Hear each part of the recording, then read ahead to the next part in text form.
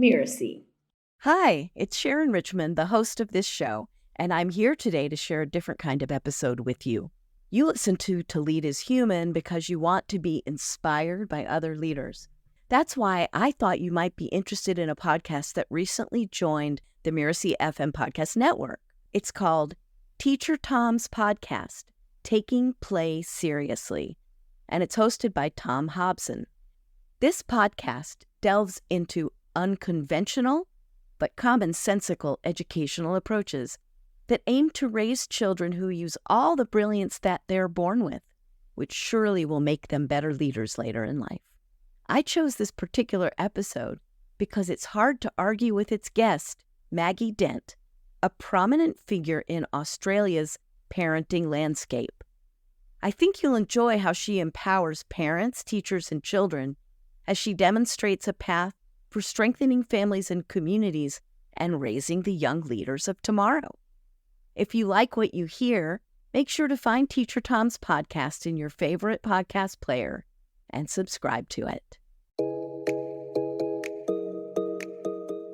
Because I'm concerned today's kids give up way too easily and their resilience is impacted by less play, because play is the best teacher how to raise a capable, competent, resilient kid. Hi, I'm Teacher Tom, and this is my podcast. Let's take a moment to think about our own childhoods. I want you to recall a beautiful moment, a time when you were young. Go back as far as you can. Most people, they tell us, don't have many memories from before they were 6 years old. But maybe you're one of the lucky ones. So let's spend a little time with that memory. Where are you? Who, if anyone, was with you? What were you doing? What were you feeling? The memory that comes up for me was playing with my neighborhood friend, Phoebe Azar. I was probably 5 years old. It was summertime.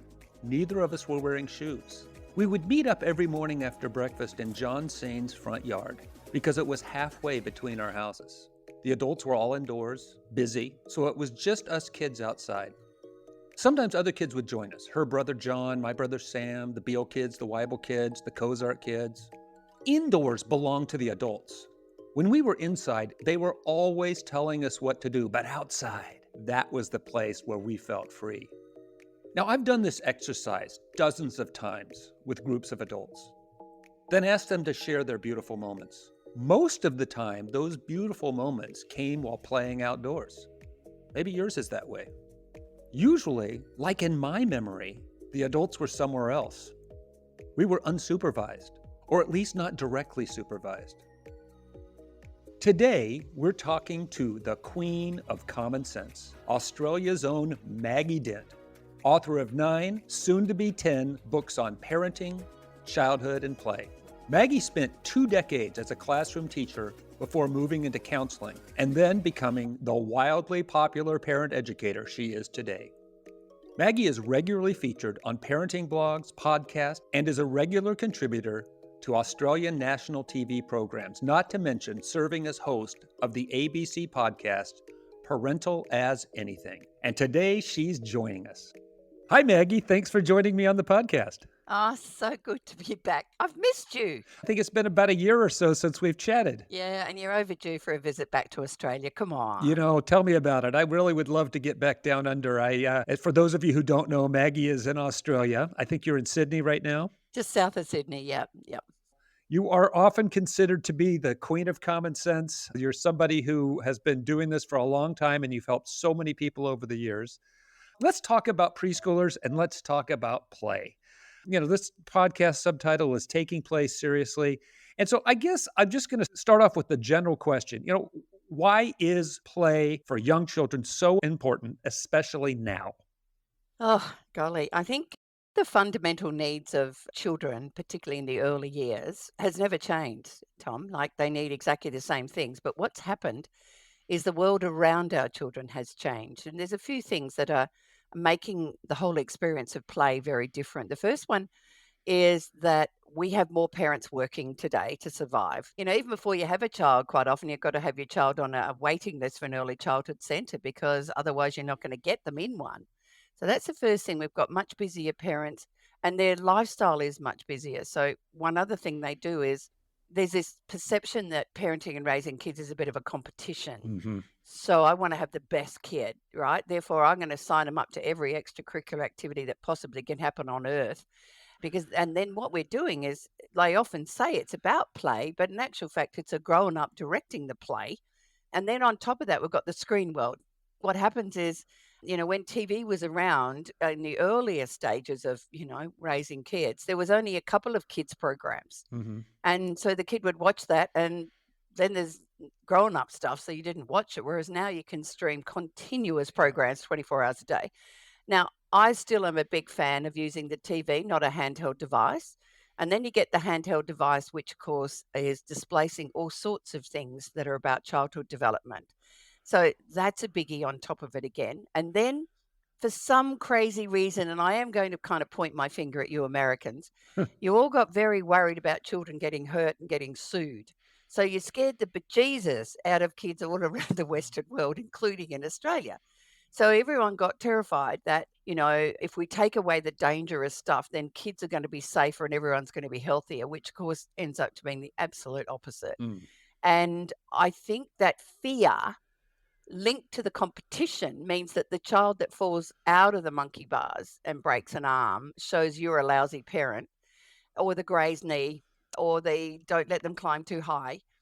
So I think we tapped into the biological wiring of parents to want to keep their kids safe, and we piled a whole truckload of fear onto it, which then stole away those opportunities for children in their own way, in their own time, to grow in those spaces. And I think there's one other thing in there too, is that it used to be okay for kids to play in neighborhoods. And we've noticed neighborhood play is diminishing significantly, that a lot of kids don't even necessarily know the kids in their own street. So I think neighborhood play was another thing that really has impacted that space, that we're all, you drive in and your roller door comes down and boom, that's it. We're all locked up for the night to keep them safe. But I really want to just drop this one so that I don't forget it, because to me, that queen of common sense says if you want to raise healthy kids and healthy teens, because teens are, like toddlers on steroids, then if they can spend as much possible time outside in the natural world with potential risk, in the company of multi-age children of all genders, within a blood-curdling scream of one safe adult, I reckon we could change the health and mental health trajectory of our children quite significantly.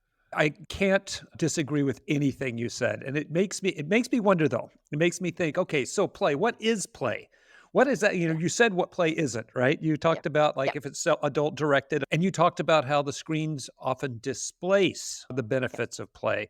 So what are the strong reasons? I mean, obviously there's the physical aspect. All right. What is play? Play is actually children's learning. I mean, okay, so they're born and their job is to explore the world, to make sense of the world in order to be able to grow in an optimal way. And I'm blessed, Tom. I'm back in toddler land. I've got 7 beautiful grandchildren. So it's beautiful with my lens of research and experience and how to come back and watch this thing called play, right? Mm-hmm. Because we don't really appreciate that everything almost that they're doing is a form of play in their world. Like they don't have to tick off things that they need to be doing. And a really good example is we were heading with my littlest toddler, he was 2 at the time, to a park. It just rained, buckets of rain came down. And so we hid under this enormous pine tree. And as we were waiting and as it cleared, he started to pick up the fronds, right? And I'm under the tree observing, and that is this beautiful place that only I think early childhood educators get, and nannies and grandparents. And I'm thinking, I wonder what he's doing, because that seeking mechanism is wired to be curious as heck. And so he's picked up this frond and he's looking at it, and then he's noticed more fronds, so he's picking 2 and 3, and then he's putting like 2 fronds in his hands, and they're not quite fitting, right? And I'm looking at him thinking, can I get 1 more in there? No, I can't. So I'll put 3 in that. And then what he's decided to do is he's put some down. So he's now starting to make a little treasure of them, right? And he's walking around and picking up all these fronds. And then he's come back and there's a footpath next door. And then he's lining them up. And then he's putting them across each other. And 45 minutes. Wow. Without a word from me, Uh-huh. He was immersed in his own self-directed, autonomous experience of using nature Mm-hmm. to be curious, but it was a game to him, right? And Yeah. I thought, oh my God, we complicate it by buying endless toys, don't we? Yeah. But I want to go back to the displacement effect that we're noticing with teachers of 5-year-olds in Mm-hmm. Australia. And it's been sort of for the last 5 or 6 years. The first one is their fine and gross motor skills have dropped considerably. Mm.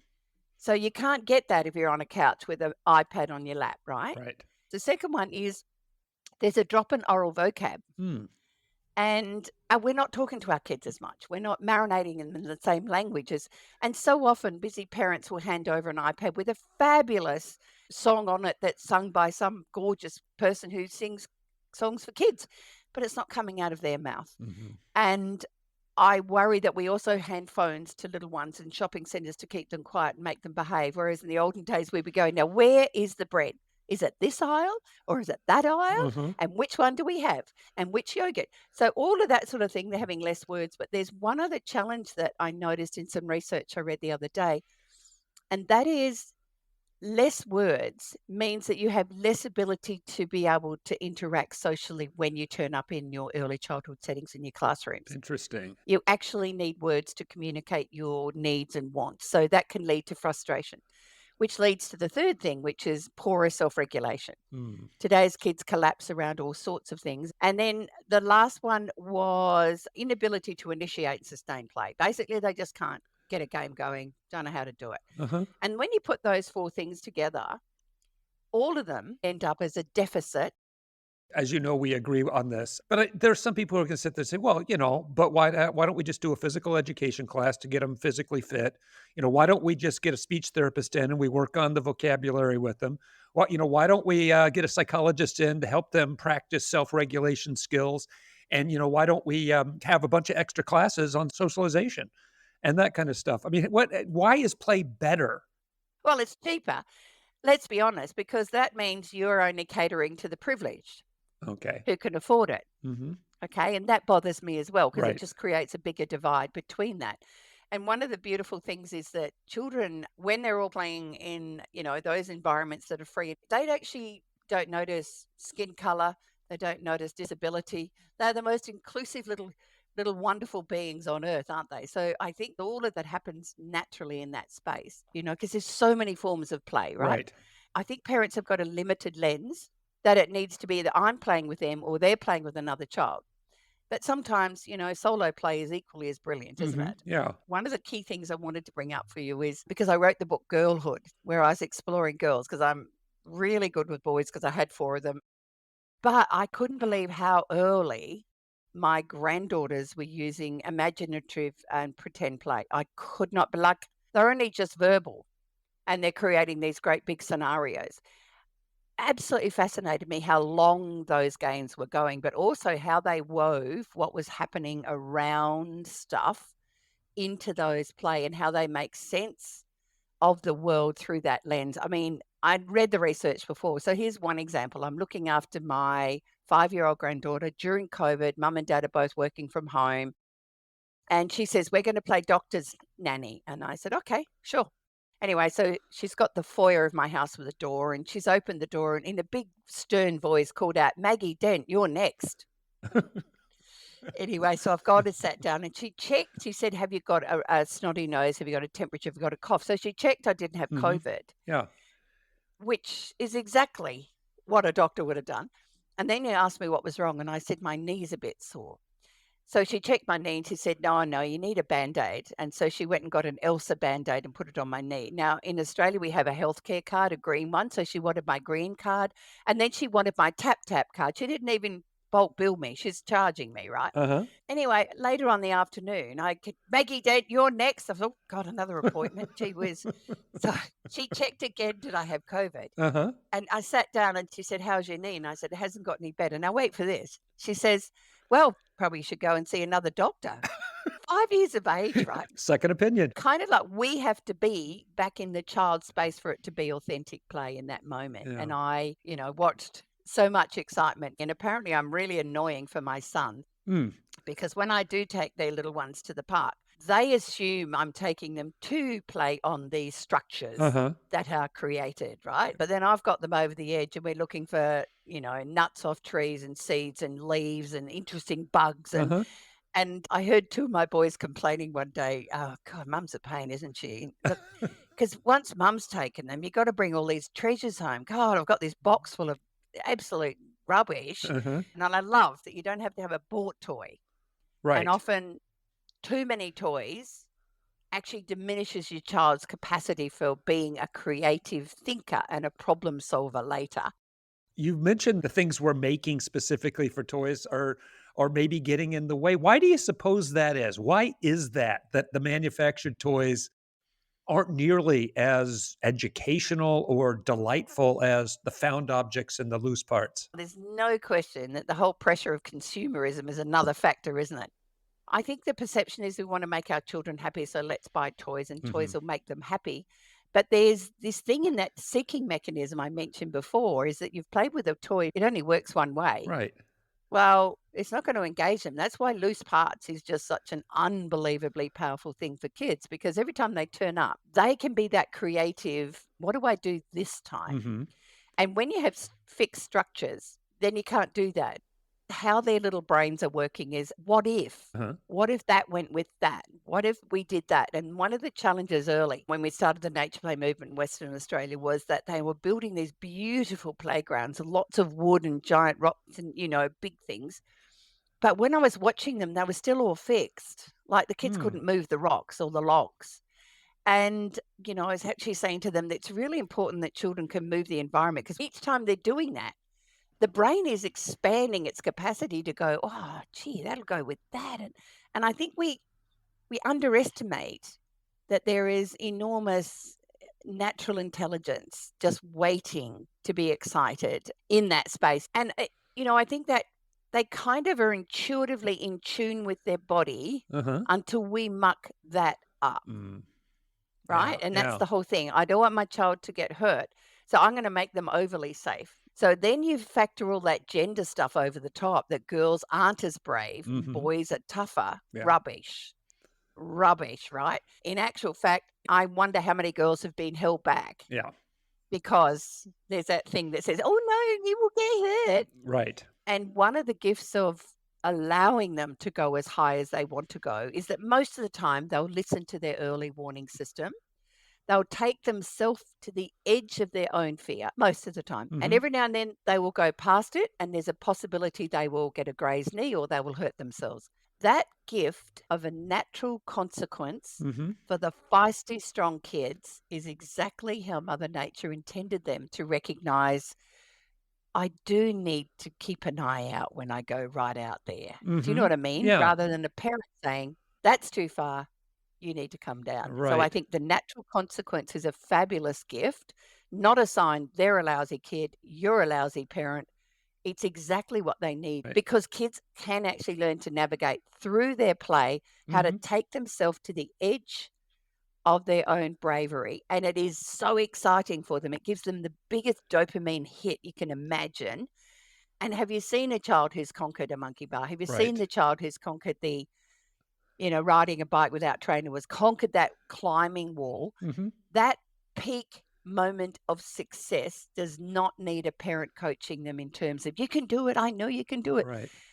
We tap into the inner locus of control is I'm doing it for me. I'm doing Mhm. it because I think I can do it because I'm concerned today's kids give up way too easily and their resilience is impacted by less play because play is the best teacher how to raise a capable, competent, resilient kid. Yeah, well, resilience and courage, right? The ancient Greeks talked about how important courage was, and we all know, right, how important courage is. Yeah. Now, as you were talking, I'm thinking, I'm trying to put myself in the shoes of a parent or an educator who's in a position where the child is going to the edge and trying those things out, and your heart's in your throat, right? So, how do we find that line? How do we find that balancing point? Because obviously, at some level, we can't Yeah. have them hitting their heads or No, poking no. their eyes out. I think that's a really tough one. How do we, Yeah. as individuals, figure that out? Yeah. Okay. A couple of suggestions. The first thing is that you definitely need to hold your knuckles really tight and keep breathing. It's no question. So we keep as quiet as we can. if you call out, do you feel safe or are you feeling safe? I'd like it if people did that before they got to the scary part, Okay. right? Remember, you go, as long as your body's feeling safe, you'll be making okay choices, right? Mm-hmm. Because if you call out to them when they're getting to the tricky part, what you've done is interrupted their natural processing through their early warning system. Does that Okay. make sense, Yes, that does Tom? make sense. And I think as, when they're doing like tree climbing particularly, some kids are just drawn to climbing trees. Sure. We're drawn to it, right? Mm-hmm. And other kids know. And I think the other thing is you don't just stick a kid up a tree because you're 4 and you should be able to climb a tree. Right. If you can't climb the tree, you don't climb the tree, right? We don't stick them up. We don't necessarily encourage them. What we do in a multi-age group of children is they'll be watching what are the first steps that older kid did. What did they do when they got to that bit? So they are actually taking in a video of possibility of climbing that they can access later to do it. But if they haven't seen a child do it, then they're actually more at risk. Okay. What are the benefits for the older children having those younger children around? Oh, this is what I love the most because this is kind of how my boys were raised and how I was raised. We used to all gather up, tennis clubs, golf clubs, after football matches, whatever. Heaps of kids. While the grown-ups played or the grown-up kids played, we didn't have someone looking after us. Uh-huh. Because what happens biologically is that when you have older and younger children, we are biologically wired to step into the caring and watching mode. We don't even need the lesson, right? And you will just become, like the oldest responsible person. It's crazy how that happens. And then what happens is that in that watching of others, there's this increased perception of when you then are in an environment, where there isn't a growing up, you will actually take on that more sensible way of looking at things. So they're biologically wired to become the carers and the watchers and the guardians. And then the younger ones are biologically wired to observe them and follow what they're doing. So, socially and emotionally, that's the biggest one I'm finding today.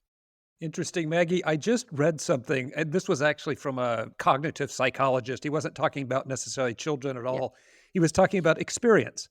And he said, Yep. we tend to think as adults, well, we have more experience than children. So we owe it to them. He goes, that's just your calendar age, right? Your birth date, right? So you might be 3, you might be 56, you might be 102. But you were talking about the biological wiring. He says you have to add 300 billion years of evolution to that wisdom too. So when you look at it that way, the wisdom and the experience isn't that vast of a difference. And that sometimes that wisdom that we have from our biology, be it caretaking wisdom, be it Yep. risk-taking wisdom, and knowing ourselves and knowing our own approaches. Because a lot of the things we call wisdom in adults, I have found, is just really like habit. And here's an example of biology. There was a book I read written by a guy who lived in New Guinea for a number of years. Teenagers don't go crazy like ours do. Huh. Like there's no pushing back at boundaries. There's just none of the stuff. And when he observed it, when he goes back and watches how they raise children, they don't on those children. Hmm. You only pick up a hot coal once. Yeah, that's true. But apparently they've got an awful lot of scars on them.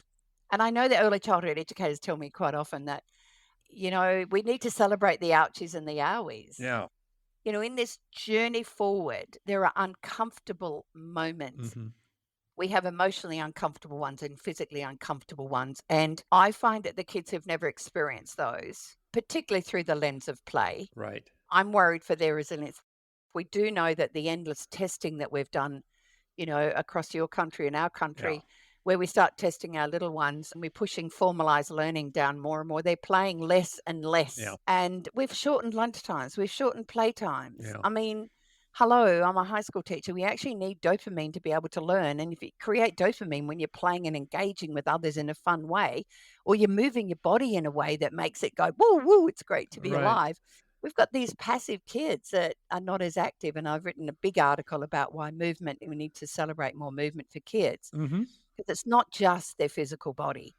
It's Right. the whole of them. All learning starts with sensory input. And so our bodies and our brains are so integrally connected. We can't even talk about them being separate.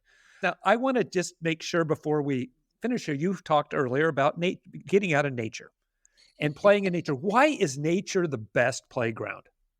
All right. There's a whole heap of reasons. The first thing is Nature is naturally restorative on nervous systems. It Hmm. actually restores you into a sense of calmness, right? And we spend too much time looking at screens and things. The second one is that time in nature, particularly in the first 5 years, is where they are doing all their proprioceptive and vestibular growth, which means uneven surfaces and weird steps helps develop a better brain because playgrounds are all built with predictable things. So we Right. need unpredictable to develop a capacity to manage the unpredictable. Hmm. On top of that, nature for children in the first 5 years is exactly what their eyeballs need because we've had a 60% increase in myopia. And it's not because of the screen, it's because you're not outside enough where the eyeballs are naturally getting stronger with all the distances of visual length. Hmm. So that's another really important one that's out there in nature. And then nature has this wonderful thing of doing these moments randomly of awe and wonder. And I worry that that's if you haven't got those peak moments of transcendence as a child, when you disappeared into a space and a place where time did not exist and you were in something exquisite, how do you find it as a grown up? Yeah. So I love it when I encourage parents and educators to remember that dead leaf that that child is focused on. Treat it like one of the most sacred things you've ever seen so that you can celebrate the awe and the wonder. I mean, that sounds a lot like the childhood I had, Yeah. where we had all of those things available to us. Nobody provided them; they were just there. And they're still there. Yeah, It's no. just that our busy Mhm. life, and also I think Instagram and things like that has created a perception of how you can have these perfect moments in childhood, but we miss the fact that you know those ups and down moments, the moments where things don't go right, they're great teachable moments for our Yeah, children in terms of life as well. So I think we need to step back a little. yeah. We are far too protective, and it's kind of like there's a happy sweet spot that I think we need to find. Well, the other thing you have mentioned, our instincts as adults with young children, that, maybe that fear is part of that instinct, that concern about them being injured, the desire for them to be literate, the desire for them to be able to do mathematics, the desire for them to, all of these things that are in our heads, right, that are pestering us. What is the role of adults when we're allowing children play? Where is our stance? Oh, golly. I think we just allow it to be the priority. And I think it's how we weave those numerate and literate things into our activities in our relationships that we Uh-huh. don't see it as a task. It's a part of who we are. So we do have those endless conversations. We do sing those songs. We read. We don't do it because we want them to suddenly become an avid reader when they hit school. We do it because there's a joy of connection. And in Yeah. the connection is the growing and the learning. And I also feel that, we are way too hard on ourselves as parents. Mhm. I think we feel, and like, people reach out to me all the time. There must be one thing I'm doing wrong, Maggie. How do I shut down these, meltdowns? How do I stop? And I'm going, oh no, that's developmentally beautiful. They're right on time. Oh, beautiful. I'd be more concerned if they don't have those moments. So what we've got is we need to reassure parents that there is an age and stage of every bit, and you're going to love some of it and you're not going to love other bits, Mhm. right? Because we can't wait till they can walk and then we can't find them. We can't wait till they can talk and then we wish they'd be quiet. You know what I mean? My mother said, "You can't wait till the kids are independent, and then you're terrified when they are." Yes, this is the parental dilemma, and I think we need to embrace it that there's no perfect parent, Tom, and that we're all going to have a scar from our childhood of some kind, but at Mhm. the end of the day, perfection is ridiculous. It's not where you live, who your parents are, or the color of your skin. What we've got is safe human connectedness that drives everything. And connected to nature and connected to Yep. our own, Yep. sense of ourselves in all those spaces. Maggie, Yep. what a wonderful conversation. Now, I just wanted to ask, is there something you'd like to leave our listeners with? Don't lose your own sense of play, because I feel when we get busy, we kind of prioritize everything else. And of course, our kids are doing more things online and on a screen. But the magic of being able to help your child learn how to lose well only happens with you and experience. Mm. And I really feel we've lost our play culture around homes because we live in a digital world. And I really do think that's one of the things, that being able to give your children mild moments of discomfort to lose, the game doesn't go your way, all those sorts of things. Mhm. You have to navigate those. You're not going to get every job you want to go for. You're not going to get a promotion. You're Right. going to have an awful person who works beside you. I know what discomfort feels like, because I remember when I was a little kid that we had those moments that we validate for our kids that it feels uncomfortable. But you know what? There's another go. Let's see if we can win next. That winning isn't everything. Participation is what you would love your child to have a go, even if they've got no chance of winning. That's what I'd like them to have. Oh, that's magnificent, Maggie. Maggie, thank you so much for joining me on the podcast. It's been such a pleasure talking to you, as always. Thank you for your constant advocacy for our beautiful children, Tom. Thank you so much. We're partners in that, Maggie.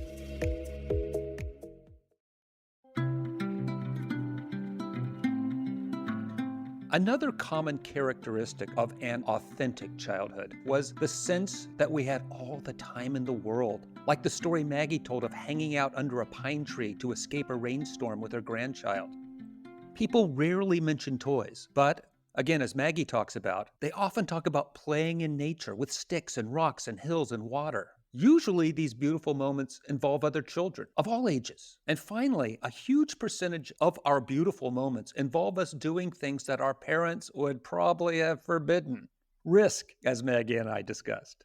Outdoors, unsupervised, lots of time, few toys, other children, and risk. That's the stuff of our beautiful memories.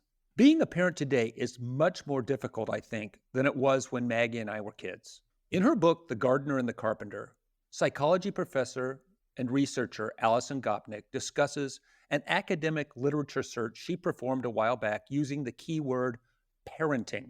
What she found was stunning. She says that the word barely appeared in the literature before about 1962. But since that time, the use of the word has exploded into the millions. She sees this as significant. As she puts it, we've taken a relationship, being a parent, and turned it into a verb, parenting. She points out that this is the only foundational relationship we've done this to. We don't do wifing. We don't do husbanding. We don't do friending, except perhaps on Facebook. No, we are a wife. We are a husband. We are a friend. The central metaphor of her book is that we've made parenting into a job like being a carpenter.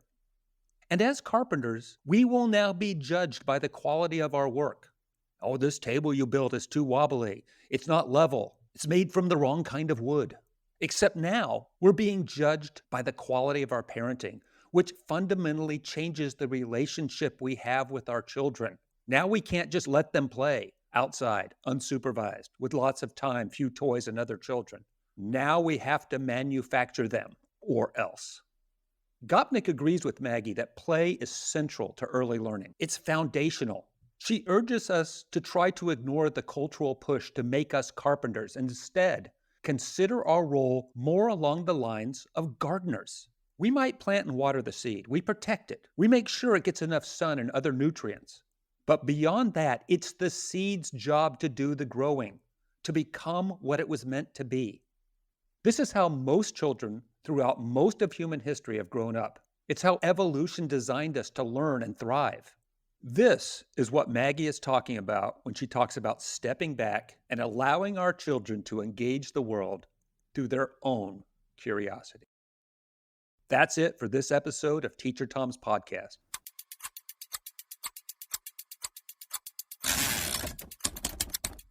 And a great thank you to Maggie Dent for this amazing conversation. You'll find out more about Maggie at maggiedent.com. And in the show note, you'll find more about her and the link to the website.